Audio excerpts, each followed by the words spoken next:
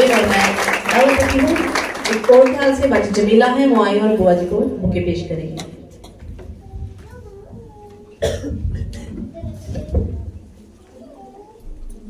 मसीह यस्सु के जिंदा जलाली बाकीमती नाम में आज की शाम आप सबों की सलामती हो। मसीह यस्सु के चेहरे का कीमती नूर हमेशा आपके चेहरों पर जलवागर रहे। आज जो मज़मून खुदा के खादम के वसीला से मुझे सौंपा गया और जिसके गहरे भेद खुदा ने मुझे दिए, मैं आप तक सबों तक पहुंचाना चाहती हूँ। जो मजमून दिया गया मैं उसे बोर्ड पे राइट करूंगी।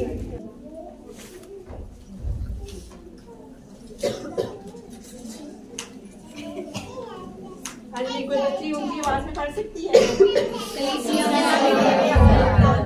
अब जो पढ़ी लिखी बच्चियां सारी मिलके बोले, सारी बहनें अगर जो पढ़ी लिखी हैं वो भी मिलके बोले।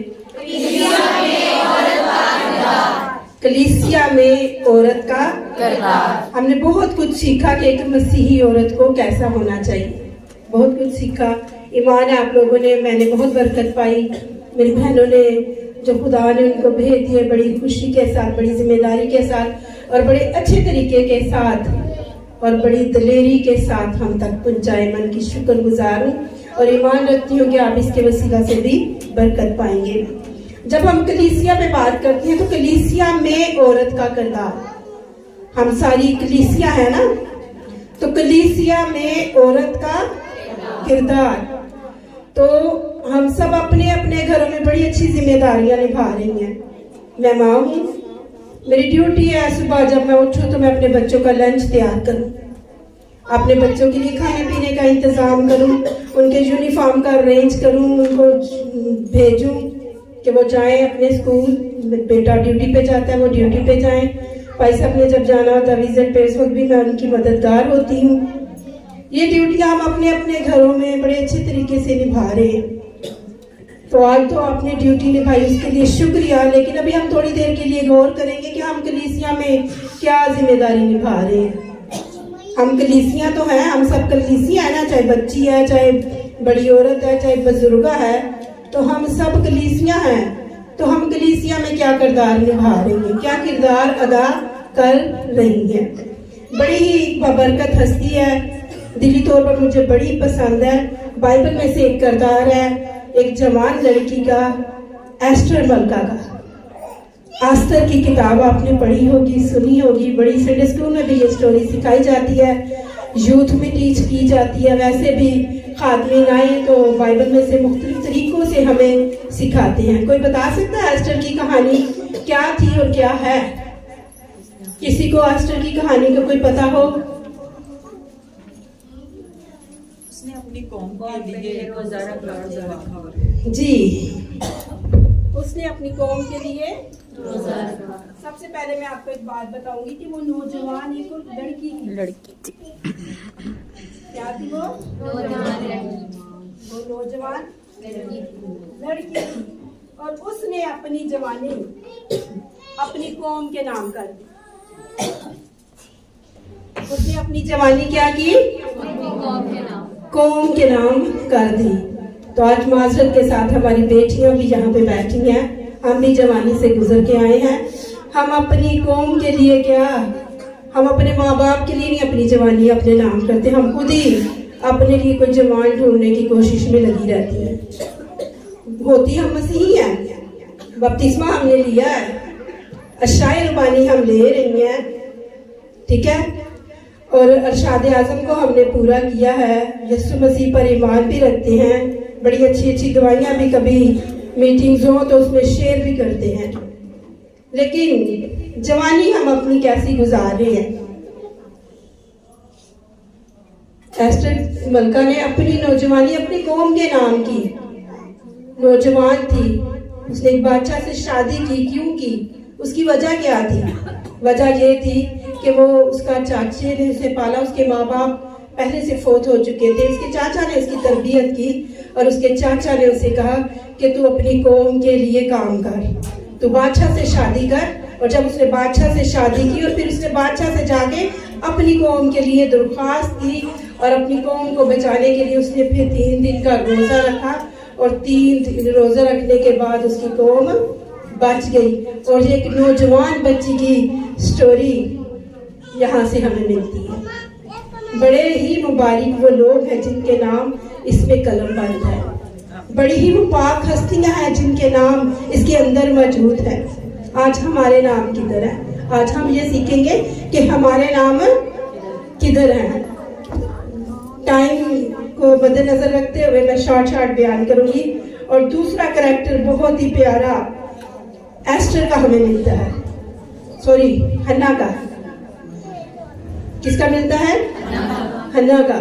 हन्ना एक ब्याही औरत थी और बड़ी दुखी थी। किस बात का उसे दुख था? उसके पास औलाद नहीं थी और औलाद ना होने के साथ साथ उसको एक और दुख भी था, सौतन का दुख। सौतन का दुख हम में से कोई ये बर्दाश्त नहीं कर सकता, मैं स्पेशली, क्योंकि अपनी फीलिंग को हम सबसे ज्यादा जानते हैं ना। तो सौतन का दुख बर्दाश्त करना बहुत मुश्किल है, बहुत ही मुश्किल है सौतन का दुख बर्दाश्त करना। लेकिन उसने इस दुख को भी बर्दाश्त किया। उसके पास औलाद नहीं थी, उसकी सौतन उसको तरह तरह से तंग करती, लेकिन वो क्या करती थी? वो मसीही औरत थी। वो क्या करती थी? वो दुआ करती थी, वो खुदा के हजूर झुक जाती थी। हर साल पुराने शरीयत में हर साल कुर्बानी चढ़ाने वो अपनी हैकल में आया करती थी। जब हम इसकी स्टोरी को पढ़ते, उसने दुआ करके अपनी रास्तबाजी खुदा पे शो करके और उसने बेटे जैसी बरकत को पा लिया। और वो एक जबरदस्त खुदा का वही बेटा जबरदस्त खुदा का क्या बना? खादम बना, ममसू बना। और तीसरा करैक्टर हम देखते हैं रूत का। रूत का दुख भी देखे बहुत अजीब है कि वो गैर कौम से थी, लेकिन जब उसकी शादी यहूदी आदमी के साथ हो गई, उसकी सास ने देखा कि अब उसका सास का भी खावन मर गया है, उसका भी खावन मर गया, उसकी देवरानी का भी खावन या शायद जेठानी का खावन मर गया है। तो क्या हुआ? उसका दुख कम था। साथी की जुदाई बहुत हिला देने वाली होती है। जो मेरी माँ इधर बैठी है विदाउट साथी के बहनें, उनको पता है, क्योंकि हम ये दुख नहीं महसूस कर सकते, क्योंकि खुदावंद का शुक्र है हमारे साथी हमारे साथ हैं। लेकिन उसने अपनी सास की पैरवी की। उसने अपनी सास से कहा कि जो तेरा खुदा है अब से वो मेरा खुदा है। उसने खुदा को जाना कि इनका खुदा कितना प्यारा खुदा है, इनका खुदा कितना हसीन खुदा है, इनकी हर दुआ को सुनता है। हमारे जो बुत है वो तो हमारी किसी बात को सुनते नहीं है, क्योंकि उनको तो हम खुद ही बनाते हैं। तो उसने अपनी सास के वसीले कैसे खुदा को पाया, जो उसकी जिंदगी में एक नया इनकलाब लाया। आगे बढ़ते हैं तो हमें बड़ा ही प्यारा एक और करैक्टर मिलता है सारा का। सारा और इब्राहिम की स्टोरी से सब भी वाकिफ हैं। आपको पता है सारा को औलाद नहीं हुई थी, लेकिन वो इसके बावजूद क्या करती थी? इसके बावजूद वो अपने खावन के साथ वफादार थी। कैसे वफादार थी कि जो उसका खावन उसे कहता था वो करती थी। उसके खावन ने उससे कहा कि मिस्र में हमने जाना है और मिस्र में जाकर क्या करना है? तूने ये नहीं कहना कि तू मेरी बीवी है, तूने कहना तू मेरी बहन है। तो उसने बिल्कुल वैसा ही शो किया। उसने बिल्कुल वैसा ही वहां पे बताया कि इब्राहिम मेरा भाई और मैं उसकी बहन हूँ। एक और जगह पर जरार के मुल्क में गए, वहां के बादशाह ने भी पूछा तो उसके खामन ने उसे कहा कि तूने अपनी वहां पर बताना है कि तू मेरी बहन है। तो उसने बताया कि मैं इब्राहिम की बहन हूँ। लेकिन खुदा ने इन दोनों मुश्किलातों से उसे निकाला और बचा लिया, उसको और उसके खामन को। आगे जब हम बढ़ते हैं तो देखते हैं उसकी जिंदगी में कि वो अपने खामन के साथ इतनी वफादार थी कि वो बाइबल हमें बताती है कि वो अपने खामन को क्या कहती थी? वो अपने खामन को खुदावन कहती थी और उसके हर हुक्म को बजा लाती थी। क्यों? क्योंकि वो एक मसीही औरत थी। ये तो हमने 3-4 करैक्टर देखे कि मसीही औरत के, एक मसीही औरत क्या करती है।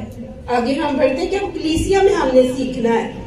यहाँ पर जितनी भी औरतों को हमने देखा छोटी छोटी स्टोरी में, उन सब ने क्या किया, वो अपने खुदा के साथ वफादार रही। वो अपने साथी के साथ और अपने खुदा के साथ क्या थी, वफादार थी। जब वो अपने साथी के साथ और अपने खुदा के साथ वफादार थी तो खुदा ने भी अपनी निराली मोहब्बत उन्हें दिखाई कि उनका नाम इस किताब में दर्ज हो गया।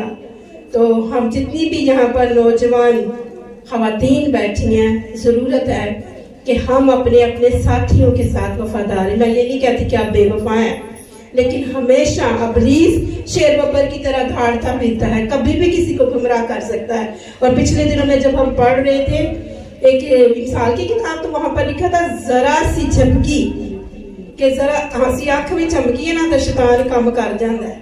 इसलिए हमें हमेशा खुदा के हजूर वफादार रहना है, अपने साथी के साथ भी और अपने खुदा के साथ भी। मार्था का हम किरदार देखते हैं। मरियम और मार्था की स्टोरी से सारे वाकिफ है ना। मरियम और मार्था बड़ी खुदा के साथ रिलेटेड थी, लेकिन उनका भाई मर गया तो बड़ा उनका ईमान है। यीशु को कहती हैं कि जे तू इत्थे हुंदा ते मेरा वीर ना मरता। तो हम सब जानती हैं कि बेशक हमारी अपने भाइयों के साथ जितनी मर्जी जंग हो, जितनी मर्जी जंग हो, जितनी मर्जी लड़ाई हो, उनको इतना सा भी दर्द हो तो हमारा सारा जिस्म कांप जाता है कि साडे वीर नूं या साडे भरा नूं की हो गया। सारपुर की बेवा का हम ईमान देखते हैं कि उसके पास इतना सा आटा था। एलिया उसके पास आया, एलिया ने उसे कहा कि मुझे रोटी बना के दे। तो उसने क्या कहा कि मेरे पास तो इतना सा आटा है, मैं तुझे कैसे रोटी बनाऊंगा, तो मेरे और मेरे भला तो वो बेवा थी ना, उसने कहा वो तो मेरे और मेरे बेटे के लिए काफी है। लेकिन उसके सामने ईमान का चैलेंज था। वो परेशान होगी कि अब खुदा का खादम आया, सूरमा आया, ये मुझसे मांग रहा है और अब मैं इसे रोटी ना बना के दूं। उसने उसे कह तो दिया कि मेरे पास इतना आटा, लेकिन वो जाती है, जाके इसके लिए खाना बना के लाती है। और बाइबल मुकद्दस जो ईमान की कुव्वत है हमें बताती है कि उसका चैलेंज ऐसा हुआ कि वो कभी भी उस आटे के मटका में से आटा खत्म और कभी भी तेल की कुप्पी में से तेल जितनी देर काल रहा, इस सारे दौरान में वो चीजें खत्म ना हुई। हम बड़े परेशान रहते हैं, हमारा आटा मुक गया, साडा आ मुक गया, साडा वो मुक गया, साढ़े घर गुरबत आ गई, बड़े फाइनेंशियली क्राइसिस चल रहे हैं। तो मेरी बहनों, मेरी बेटियों, यहाँ पर हम इन सारी स्टोरी से एक ही बात सीखते हैं कि हम कलीसिया का अगर हिस्सा है ना तो ईमान के दामन को ना छोड़ें, कभी भी ईमान से गुमराह ना हो कि हाय ऐ की हो गया ते हुण किंज होएगा। बैठ जाए खाकसार बनकर अपने खुदा के हजूर, उसे कहे कि मेरे लिए ये काम तू करेगा, तो देखे वो आपके लिए काम करेगा। छोटी सी गवाही बस सुनाऊंगी आपको। मेरा बेटा पिछले दिनों में उसने कोई टेस्ट देना था, तो वो कह रहा था कि मैंने मामा ड्यूटी से रिजाइन दे देना है। तो आपको पता है ड्यूटियाँ कितनी मुश्किल से मिलती है। मैं माँ होते हुए थोड़ी सी परेशान हो गई। मैंने कहा मैंने इससे मजीद बात की तो ये कहेगा कि मामा नहीं मैंने करना है, मामा आप बीच में ना बोलो, मामा ये करो, मामा वो, जैसे आपको पता बच्चे बोलते हैं, नौजवान बच्चे। तो मैंने क्या किया, मैंने कहा अच्छा चलो जी, मेरे पास तब कोई हाल नहीं। मैंने उसके पापा से भी बात नहीं की, मैंने अपने खुदा से, मैं कहा खुदावन तू जानना कि अगो ड्यूटी लभना कितना मुश्किल ते हुण तू इहदे दिमाग दे विच पा कि ये ड्यूटी ना छोड़े। तो खुदावन का शुक्र है, मैंने ये गवाही अपनी बहनों को भी सुनाई जब हम रफ़ाक़त ख़वातीन की क्लास कर रहे थे, तो उसमें भी मैंने उनके साथ शेयर किया कि मेरे खुदा ने उसका ज़हन ही बदल दिया और आज तक उसने नहीं कहा कि मामा मैंने ड्यूटी छोड़नी है। कहने का मतलब ये नहीं कि मैं अपनी तारीफ कर रही, कहने का मतलब है कि जब दुनिया में कोई काम आपके लिए नामुमकिन हो, मुश्किल हो, तो कलीसिया में एक मसीही औरत का किरदार है कि वो दुआ में झुक जाए, वो अपने खुदा से राब्ता करे, क्योंकि हर कोई आपको छोड़ सकता है लेकिन खुदा कभी भी नहीं हमें छोड़ता। खुदा किसी लम्हे में भी नहीं छोड़ता। मियाँ बीवी की लड़ाई हो जाती है, मसले हल नहीं हो रहे, मत इधर उधर बताए, बहन ने फोन करके दिता अज मेरी ओदे नाल लड़ाई हो गई, अज उन्हें मैनू है गया, हालांकि मैं सुबह उठनी है, मैं बच्चे सामने, मैं ये करती हूँ, मैं वो करती हूँ, तो फिर भी वे बोलन लगे ख्याल ही नहीं आता। छोड़े, बहनों को ना बताएं, माओ को ना बताएं, भाइयों को ना बताएं, देवर को ना बताएं। मैंने आज तक वैसे शुक्र है खुदा का इतनी बड़ी लड़ाई नहीं हुई, लेकिन छोटी से छोटी बात भी मैं ईमान, अपने बड़े ईमान में पुख्ता हूँ कि मैंने आज तक अपने अब्बू को नहीं बताया। कलीसिया में उस्मा से एक दिन मैं बात कर रही थी तो मैं क्या और है ही पादरी ने मैं दी गल करा तो करा कि और पेके करा पेके करा तो पेके वाले कहेंगे तेरी ही गलती है, ते सोहरिया वाला तो कहना साड़ा मुंडा ही सही है। ते कलीसिया च इन्नी कलीसिया उन्होंने इज्जत करती है, उसमें मैं उन्होंने गल करा तो करा दी, इसलिए मैं उनकी चुगली भी नहीं कर सकती। तो ये हकीकत है कि मसीही औरत कभी भी अपने मर्द की चुगली नहीं करती। ये नहीं कि अब मैं मेरा पादरी है तो मैं ता नहीं करती, मैं उन्हें खादम जान कर। एक दफा एक बच्ची ने मुझसे सवाल किया कि आप अंकल जी को ज्यादा हस्बैंड समझती हैं कि ज्यादा उन्हें पादरी समझती हैं? मैंने कहा पुत्र पादरी समझिए ताई गुजारा हो गया, अगर खावन समझा तो फिर तो गुजारा ही मुश्किल। ऐसा ही है ना? नहीं, खावन भी अच्छे होते हैं, नाराज नहीं होना, मजाक कर रही हूँ। आगे बढ़ते हैं। कहने का मतलब है कि अपने ईमान को कमजोर ना हो। कलीसिया में जो औरत का किरदार है वो कभी भी अपने ईमान को क्या करती है? कमजोर नहीं होने देती। क्यों नहीं होने देती? कि उसके पास ऐसी पावरफुल ताकत है कि जो सब कुछ कर सकती है। उस सब कुछ करने वाले के लिए हम जोरदार तारीफ बजाएं।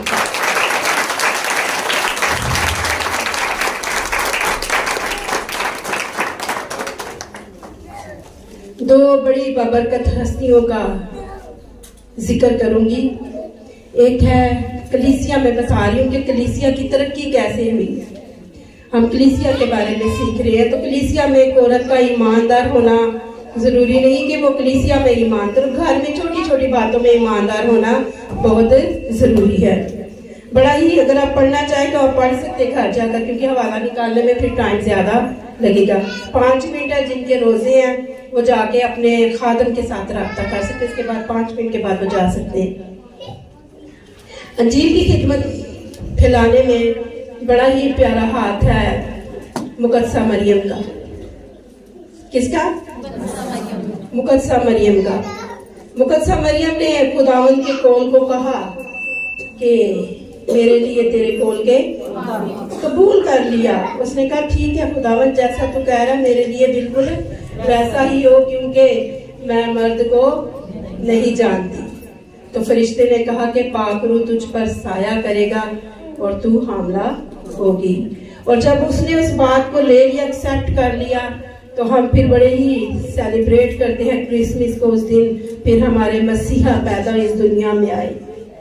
और जब वो 30 साल के हो गए, हम उनकी सारी स्टोरी को जानते हैं। उनकी यीशु मसीह की जिंदगी को पेश नहीं करूंगी, एक वाक्य को बस पेश करूंगी कि जब उन्होंने अपनी जमीनी खिदमत करनी थी तो जमीनी खिदमत का पहला स्टेप माँ के जरिए उन्होंने स्टार्ट किया। वो पहला स्टेप क्या था? काना गलील की शादी में माँ बेटा गए थे। काना गलील की शादी में कौन गए थे? कि जब हम बाइबल पढ़ते मैं भी उनका सारा खानदान हूँ, लेकिन बाइबल हमें सिर्फ उन दोनों के बारे में, यीशु के शागिर्दों के बारे में बताती है।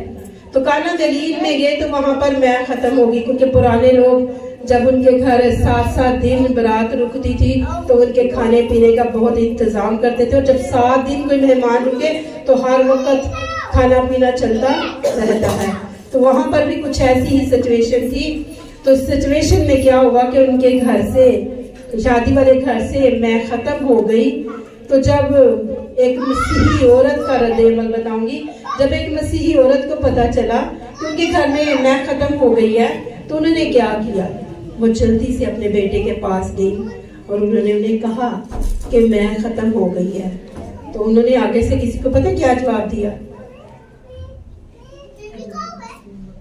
उन्होंने कहा कि अभी मैं क्या कर सकता हूँ, अभी मेरा टाइम नहीं है। यीशु मसीह के ये अल्फाज है, आप यूहन्ना की अंजील उसके 2 बाब में ये स्टोरी है, पहली ही आयत में आप उसमें पढ़ सकते हैं कि यीशु मसीह ने कहा कि अभी औरत मेरा टाइम नहीं है।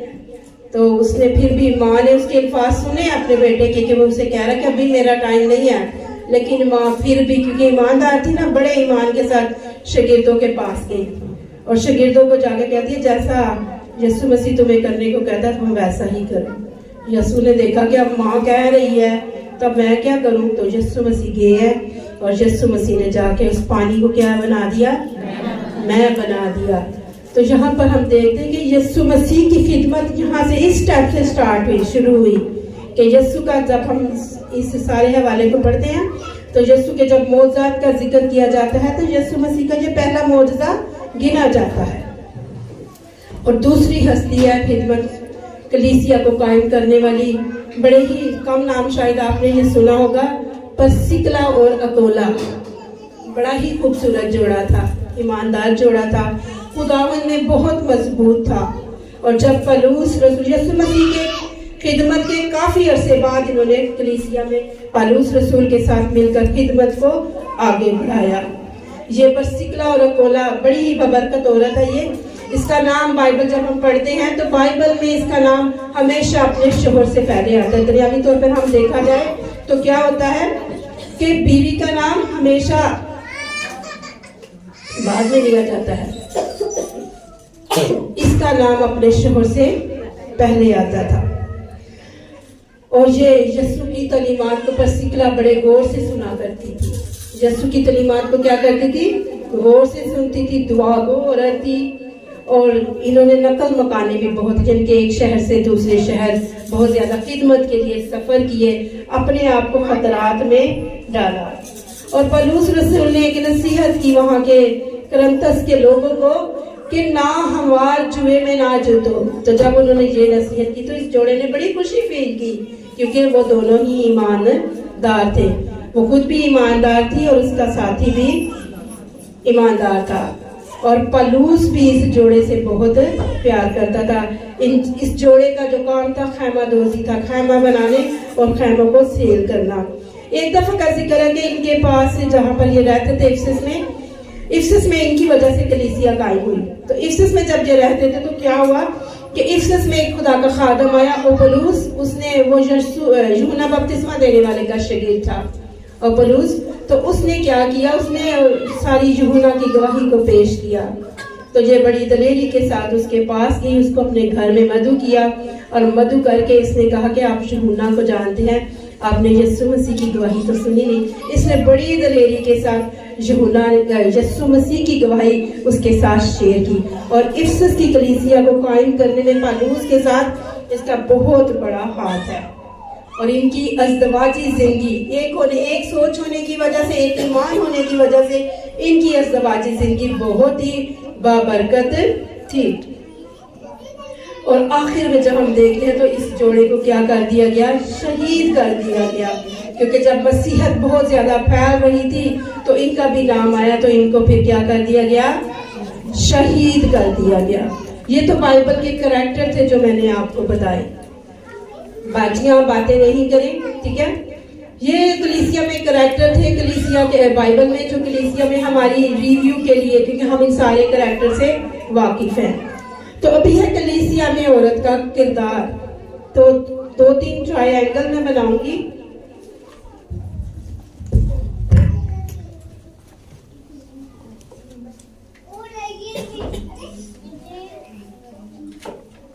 जिनके रोजे हैं वो जा सकते हैं, जाके रोजा खोल लें। जिन बहनों के रोजे हैं वो चले जाते हैं। जिन बहनों पे चले जाए, परेशान ना होता है बेटा जाए, इससे पहले कि बीपी ज्यादा लो हो जाए, फिर मसला हो, फिर डॉक्टर इधर आओ चाहिए अपनी चीजें भी लाई दो।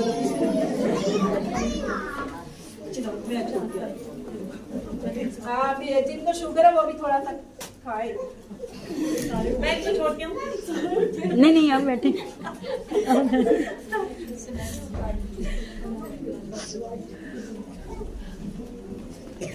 जैसिका मुझे मार्कर चाहिए नया, मार्कर चाहिए बेटा, इधर 2 ग्लास मार्कर को नहीं मिलते।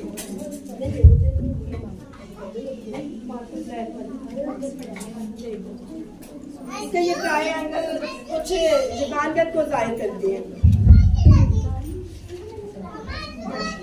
थोड़ा बड़ा सा बाजी, थोड़ा बड़ा सा, थोड़ा बड़ा सा, 4-5 बना लेना। नहीं बचे। ये खुदा है, ये बागे अदन का ट्रायंगल है। ये खुदा है, खुदा ने किसको बनाया, आदम को बनाया। तो आदम को जब खुदा ने बनाया तो खुदा ने देखा कि आदम अकेला है, आदम का अकेला रहना अच्छा नहीं। तो खुदा ने इस ट्रायंगल को कंप्लीट किया, हवा बना दी।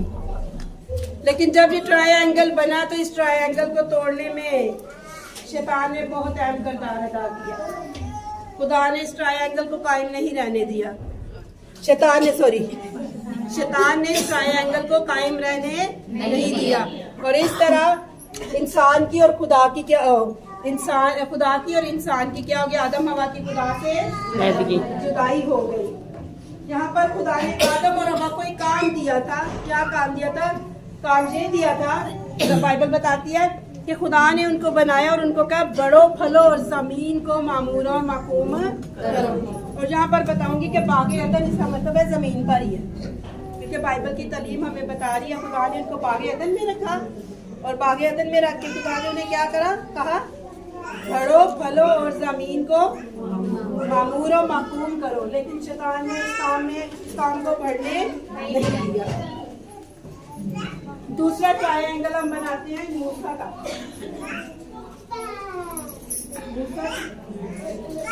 बनी इस्राइल को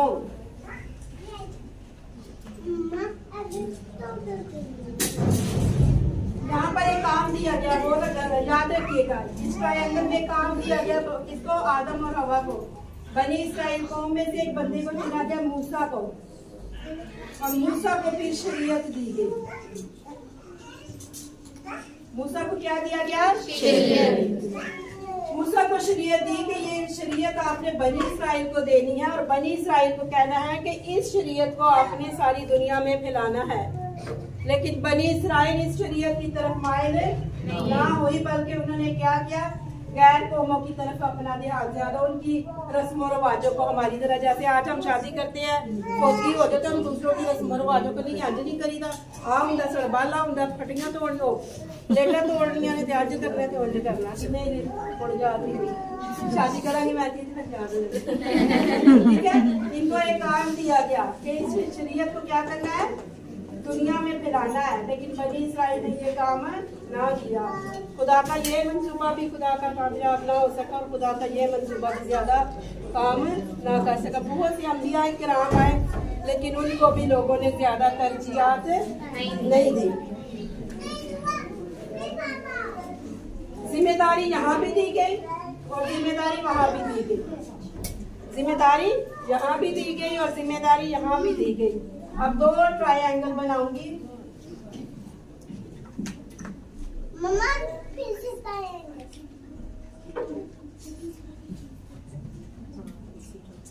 ये ट्रायंगल है एक उस्ताद का। उस्ताद,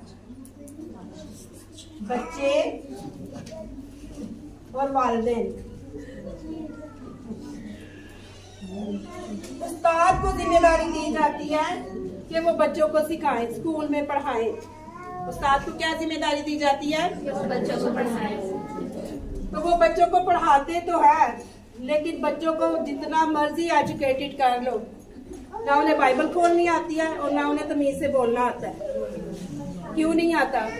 क्योंकि वालिदैन इस जगह पे कमजोर है। वालिदैन, हम जितने भी वालिदैन हैं, हम अपने घरों में इसकी तालीम नहीं दे रहे। हम उन्हें इंसानियत नहीं सिखा रहे। हम मोबाइल तो उन्हें प्रोवाइड कर रहे हैं, टिकटॉक तो उन्हें दिखा रहे हैं, बहुत सी सारी चीजें दिखा रहे हैं, लेकिन जो चीज हमें सिखानी है हम यहाँ पर अपनी जिम्मेदारी में कोताही कर रहे हैं।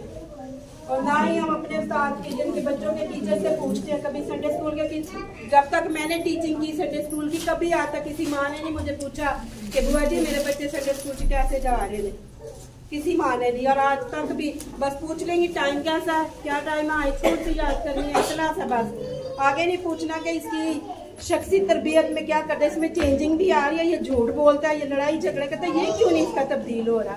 कभी भी हमने इस बात पे गौर नहीं की, कभी भी हमने इस बात पे फिक्र नहीं की। अगला ट्रायंगल है खुदा, खानदान और कलीसिया। यहाँ पर भी हम नाकाम ही हैं। खानदान, खुदा, खानदान और कलीसिया।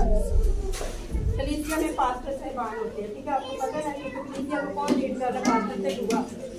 तो देखिए यहाँ पर भी हम कमजोर, आप सब भी देखें कि मैंने एक दफा एक औरत से सुना कि मैं क्या तुम अपनी बेटी को चर्च नहीं भेज, कहते पहले ने आके की किया। माजरत के साथ अगर किसी को ये बात बुरी लगी हो, क्योंकि ये मेरी शख्सियत को इसने मुतासर किया, मुझे दुखी किया इस जुमले ने कि पहलियां बेटियां इतने हुआ दसो उन्होंने किया आके की। बहुत दुख की बात मेरे लिए और मेरे जीवन साथी के लिए कि हम बड़े फख्र से बताते हैं 29-30 साल या 27 साल या 28 साल हम इस कलीसिया में आते हैं, लेकिन यहाँ पर जब हमारे बेटे बेटियां आते हैं तो उसका किरदार उनका जीरो होता है। क्यों होता है? कोई बता सकता है क्यों होता है? खुदा से दूरी, खुदा से जो दूरी। हमारा मजमून है ना कलीसिया में औरत का किरदार, सॉरी छोटा लिखूंगी,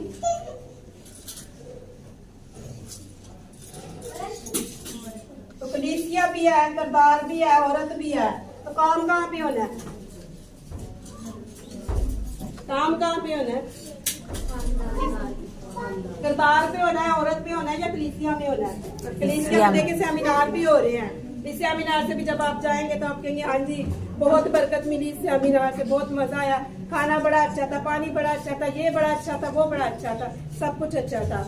लेकिन जिस चीज के लिए हमने इसको अरेंज किया, अगर उसमें तब्दीली ना आए तो ये नाकाम है। ये सेमिनार क्या है? नाकाम है, क्योंकि हम चाहते हैं कि आपका कलीसिया में किरदार मजबूत हो। तो अगर किरदार मजबूत नहीं है कलीसिया में तो हमारा सेमिनार नाकाम है। तो इसलिए आज के सेमिनार का खास मकसद है कि जितनी भी जवान बेटियां यहाँ पर आई हैं, जवान बीवियां आई हैं, बुजुर्गाएं आई हैं, वो फिक्र करे कि इस बात की कि इस जगह पर मेरा क्या किरदार है। मैं कलीसिया का हिस्सा हूँ, मैं पादरी साहब की बड़ी प्यारी भैन बनी हुई हाँ। मैं पादरी साहब के बड़ा प्यार, उन्होंने हर सवार बुला के उन्होंने खाना पकानी, हर तवार मैं कहनी आयो, मैं उन्होंने चंजे भी बथेरे देनी है। आप भी कई दफा नहीं आते तो भाई लवीद भी भेज छड़ते, तो फैसल भी भेज छड़ते, सारा कुछ है। लेकिन जब आप किरदार की आती है ना, सारा कुछ हम भूल जाते हैं। जदों गुस्सा आया ना पादरी वेख्या ते ना पादरी का खानदान वेख्या ते ना पादरी की इज्जत वेखी, ते जो मुंह चाया कह छड़ी। माइक ले ले।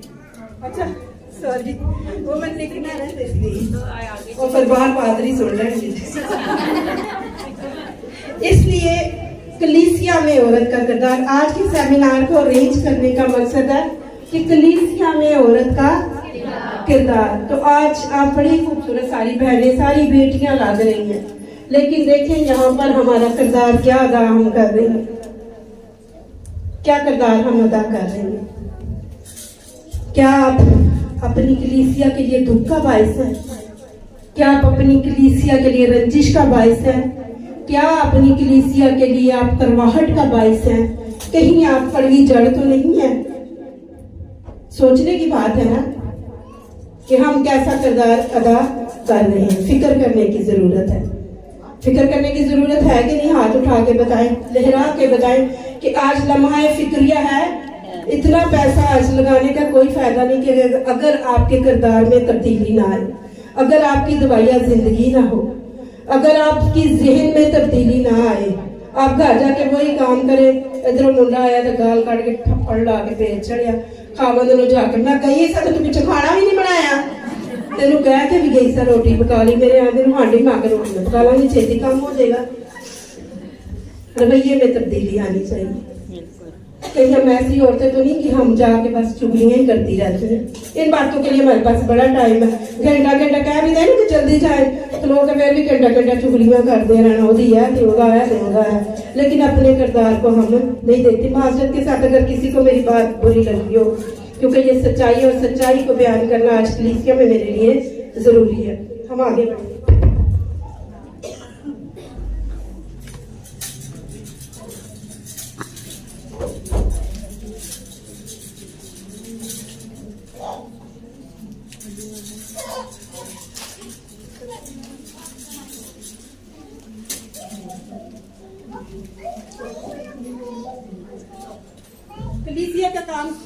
कलीसिया का काम क्या है? कलीसिया क्यों कायम की गई है? मसीही रफाकत के लिए। ठीक है, मैं जरा एक नक्शा बना रही हूँ।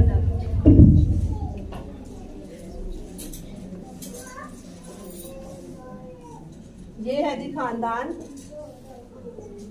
बड़ी देर से मेरा ये बोल था, मैं ये बातें अपनी कलीसिया की बहनों बेटियों के साथ शेयर करूँ। ये यहाँ पर आ जाती है कलीसिया।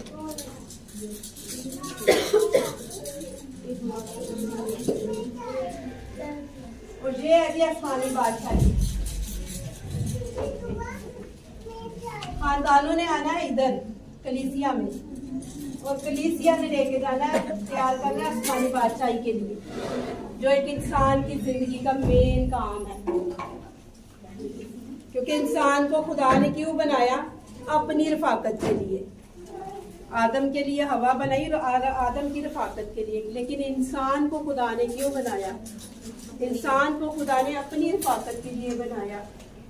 तो अपनी रफाकत में जब खानदान एक होता है, उसका तल्लुक अगर कलीसिया के साथ नहीं, ये लंबा हो सकता है फैसल बेटे। अगर खानदान का तल्लुक कलीसिया के साथ नहीं तो बताएं खुदा का मंसूबा कामयाब हो सकता है? हम बैठे हो ना तन्हाई में, तो हम सोचते हैं, कहते हैं हाय आदम ते हवा ने गुनाह किया, कदी ना करदे ते अज असीं बागे अदन जी हुंदे। हर एक के दिन में, मेरे दिन में भी आता है ये सवाल आता है ना, कभी उन्होंने ना किया होता तो आज हम बागे अदन में होते। तो सोचेंगे आज उन्हें ना किया तो ऐसी की करन ले रहे हैं, हम क्या कर रहे हैं? हम आदम हवा से कम है? ज्यादा। उन्होंने एक गुनाह किया। गुनाह किसने किया? हवा ने। ना किदा लगा? आदम का। ते वेखो कि साड़ी वजह ना फिर साडे मर्द भी रोंदे जांदे ने कि गुनाह हवा ने, फल हवा ने खा लिया, तो बेचारा आदम बदनाम होया दा कि आदम ने गुनाह किया। गलत गल है ना, सोचने वाली बात है। तो देखिए, आज हम खानदान में कलीसिया में जाएंगे तो फिर कलीसिया आपको आसमानी बादशाही के लिए तैयार करेगी। और हमारी जिंदगी की लास्ट स्टेज ये है, मर तो हमने जाना है। छोटा सा इधर कब्र बना देती हूँ। इतने जाना सारा जिस्म, इसके अंदर हमारा होना जिस्म, और इधर होनी हमारी रूह। जिस्म नूं ते किन्ना खा लिया, कीड़िया ने खा लिया, ते रूह दा की करांगे? रूह ने फिर फिक्र करो कि रूह ने कित्थे जाना है। रूह ने कित्थे जाना है? रूह वास्ते भी दो जगह ने, एक आसमानी बादशाही है ते एक अग दी झील है। चलो एनू आगे समझ लो, ड्राइंग मुझे अच्छी नहीं आती लगती। तो बताएं कि हमने इस जगह पे जाना है या इस जगह पे? कलीसिया आपको इधर की तैयारी बख्श रही है। खानदान अपनी जिंदगी को कहाँ लेके जा रहे हैं? कहाँ लेके जा रहे हैं? आग की तरफ। तो मेरी बहनों, मेरी बेटियों, आज कलीसिया में हमारा किरदार क्या है? कलीसिया में हमारा किरदार ये है कि हम मजबूत मसीही औरत तो हम हैं, मसीही बेटी भी हैं, मसीही औरत भी हम हैं और मसीही बेटी भी हैं हम। तो किरदार हमारा कलीसिया में कोई नहीं है। हम मसीही औरत भी हैं, मसीही बेटी भी हैं और मसीही बीवी भी हैं, लेकिन किरदार हमारा कलीसिया में कोई नहीं है। खुदा यीशु मसीह जब आसमान पे जाने लगे तो उन्होंने कहा, बस तुम जाकर सब कौमों को शागिर्द बनाओ और उनको बाप, बेटे और रूहुल कुद्दस के नाम से क्या दो? बपतिस्मा दो। जा सकती हो? खिदमत वास्ते जा सकती हो? मुश्किल है, मेरे लिए मुश्किल है, क्योंकि मैं 2 क्लास से कराने जाती हूँ। तो अभी भाई साहब कह रहे थे कि 2-3 जगहों से और औरतें कह रही हैं कि हमारे पास आए और शाम को आए। तो मैंने कहा मुश्किल है। क्यों? मेरी 2 छोटी बेटियां, मैं उनको किसके पास छोड़ के जाऊं? मैं अपनी बेटियों को अकेला नहीं छोड़ के जा सकती। अगर उनके पास कोई है तो फिर मैं उनको कहीं छोड़ के तो आपके पास आती हूँ। अदरवाइज मैं आपके पास कलीसिया में बहुत कम आती हूँ, क्योंकि मेरे पास अपनी बेटियों के लिए टाइम है। क्या बात हो रही थी? आगे बात चली गई आसमानी बादशाही की। तो हमारे पास यीशु मसीह की बात हो रही थी कि यीशु मसीह ने कहा कि जाओ तुम सब कौमों को शागिर्द बनाओ और उनको बाप बेटे और रूह कुद्दस के नाम से क्या दो, बपतिस्मा दो। तो आज हम इस काम के लिए नहीं निकल सकते, मुश्किल है हमारे लिए, लेकिन इस खानदान में खुदा ने हमें प्यारी शख्सियात दी है। उनके नाम बोल सकते हैं? जो बहनें शादीशुदा वो नाम बोल सकती हैं? वो नाम बोले, सास, ससुर, देवर, देवर सही लिखते हैं, और इसके साथ इसकी पत्नी भी है, ठीक है, नंद भी है, इसका भी पति होगा, फिर हमारे अपने बच्चे हैं, साथी है हमारा, ठीक है। इन सारे रिश्तों में जिठानी रह इन सारे, चलो वो भी हो जाएंगे, कोई बात नहीं, चले सारे रिश्ते आ जाएंगे, अब बाकी आप खुद कर लीजिएगा कि इन सारे रिश्तों में सिर्फ हम अगर अपनी मसीही मोहब्बत दिखाएं, क्या दिखाएं? मसीही मोहब्बत दिखाते हुए हम अपने इन सारे रिश्तों को इधर लेकर आए, तो मैं ईमान रखती हूँ कि हम जरूर यहाँ पे जाएंगे।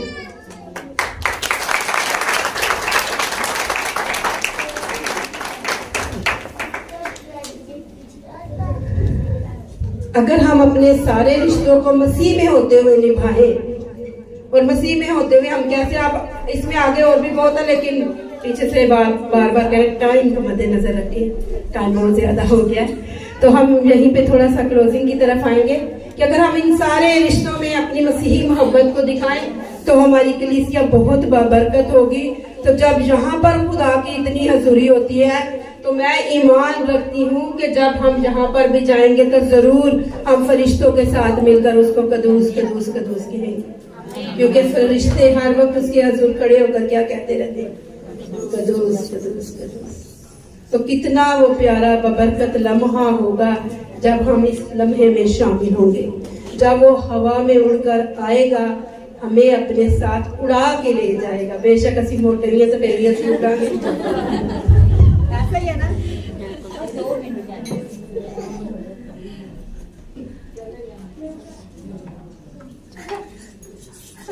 बातें बस लिखूंगी या बता देती हूँ कि मसीही औरत अपना किरदार इस तरह निभा सकती है कि अपनी औलाद को, हर रिश्ते को कलीसिया के साथ अटैच करे, हर रिश्ते को क्या करे, कलीसिया के साथ अटैच करे, तो कलीसिया फिर जरूर आसमानी बादशाही का हिस्सा बनेगी। ये आज की औरत का किरदार है।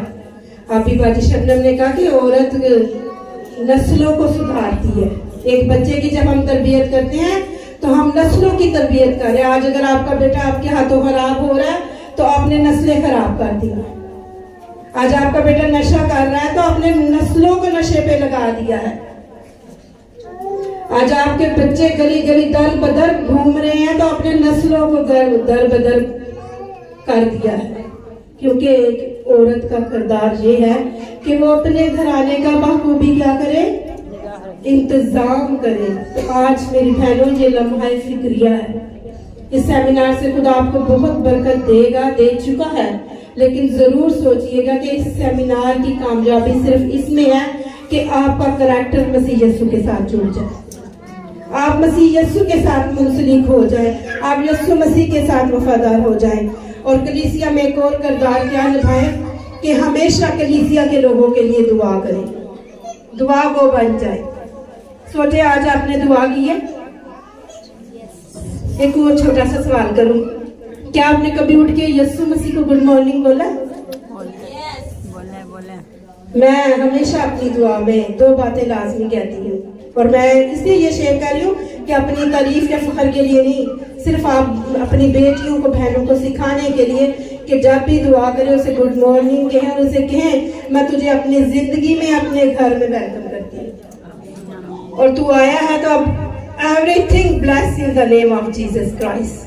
हर चीज यीशु के नाम से मसा हो जाए, हर चीज यीशु के नाम से पाक हो जाए। तो देखिए आप और आपका घराना फिर बड़ी दिलेरी के साथ कहेगा मैं और मेरा घराना किसके साथ चलेंगे? आज जिस बस सवार पादरी साहब कह रहे थे बस चर्च जाना, और उसके बाद नहीं मैं जाना, अगली बारी मशीन ला लाऊंगी, मैंने भी कल लगानी है। आप कलीसिया के लिए दुआ करें, आपका किरदार बता रही हूँ कि आप दुआया औरत बन जाएंगी तो आपकी कलीसिया बड़ी बबरकत हो जाएगी। कलीसिया के प्रोग्राम्स के लिए दुआ करें। और नंबर 3 पे है कि आप फाइनेंशियली जरूर अपनी कलीसिया को सपोर्ट करें। पता नहीं सही लिख रही हूँ कि नहीं। फाइनेंशियली सपोर्ट करें। क्यों? कलीसिया में और भी बहुत से भाई हैं जो फाइनेंशियली तौर पर बहुत क्राइसिस में है। तो जब वो क्राइसिस में होते हैं तो उनको जब इधर उधर से कहीं पे कोई मदद नहीं ना मिलती तो उन्हें तो बस आ ही आता है, चल पादरी साहब को तो बुआ को जाना। तो जब कोई आके मेरा डोर यूं करता है ना, मैं अपने लिए नहीं कह रही, मेरा डोर यूं करता है ना और कहता है ना इतने पैसे चाहिए और मेरे पास ना हो, तो फिर मैं चुप करके रब्बा इन्हें को दे के मैं अपनी कलीसिया की मदद कर सका। इसलिए अपनी कलीसिया को आपने बड़ा बाबरकत बनाया। बहुत सारी यानी कि बाबरकत बातें आप में मौजूद हैं, लेकिन फिर भी कुछ जो खुदा ने मुझे सिखाई कि मुझे जरूरत है अपनी कलीसिया के लिए, तो मैंने आपके साथ शेयर कर दी। आए हम अपनी आंखों को बंद करें, सर को झुकाएं, खुदावंद के हजूर दुआ करते हैं।